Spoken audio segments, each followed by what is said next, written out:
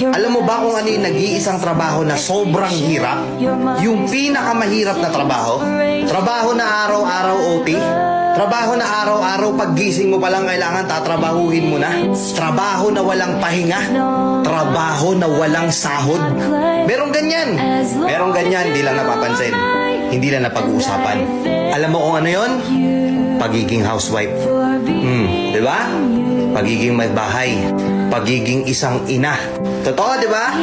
Nananawagan ako sa lahat ng nanay dito, lahat ng may bahay dito, lahat ng may anak dito. Panoorin nyo tong video na to kung tama lahat ng sasabihin ko. Napakahirap pala talaga maging isang housewife, ano? Paggising mo sa umaga, mag-aasikaso ka, naglilinis ka ng bahay habang nag-aalaga ka ng bata, ikaw magbabudget ng binibigay sa'yo ni mister na sahod niya. Naubos na yung oras mo araw-araw, matutulog kang puyat, gigising kang pagod. Tapos bukas ganun ulit.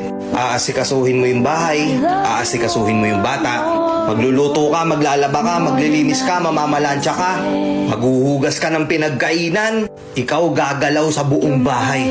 Tapos ano kapalit? Pag-uusapan ka ng ibang tao, palamunin ka lang daw.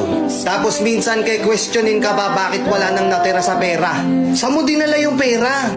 Saan mo ginastos? Tapos ikaw sasagot ka, hindi mo ba nakikita? Hirap na ako mag-budget araw-araw. Kay questionin ka pa, hahanapan ka pa. Wala kang choice kundi gawin yung mga trabaho na yun araw-araw. Kahit na minsan marami kang naririnig na pinag-uusapan ka, napakadali lang naman yung ginagawa mo, nasa bahay ka lang naman. Hindi naman ikaw yung nagtatrabaho. Simpleng-simple lang yung gagawin mo. Gusto ko lang malaman ng lahat ng mga nanonood dito na huwag niyong minamaliit yung mga babae porket nasa bahay lang sila. Hindi porket na andun lang sila, nasa bahay sila, di sila umaalis, wala na silang ginagawa. Sobrang hirap na trabaho. Sobrang nakakapagod. Pero wala silang choice. Kailangan nilang gampanan yung responsibilidad nila. Na minsan, yung iba pa nga dyan, masakit to kung sa masakit, pero ang trato sa inyo katulong na, di ba? Minsan sasabihin ng mga nanay natin, hirap na ako maglaba, suot lang kayo ng suot ng damit. Ano ba, baso na lang, hindi nyo pa mahugasan. Nakaayos na yung damit mo, kukunin mo pa yung nasa ilalim ni hindi mo man lang maibalik ng maayos. Di ba?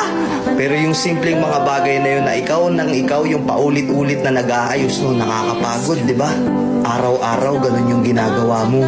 Araw-araw bakit ganun? Parang hindi nila maintindihan.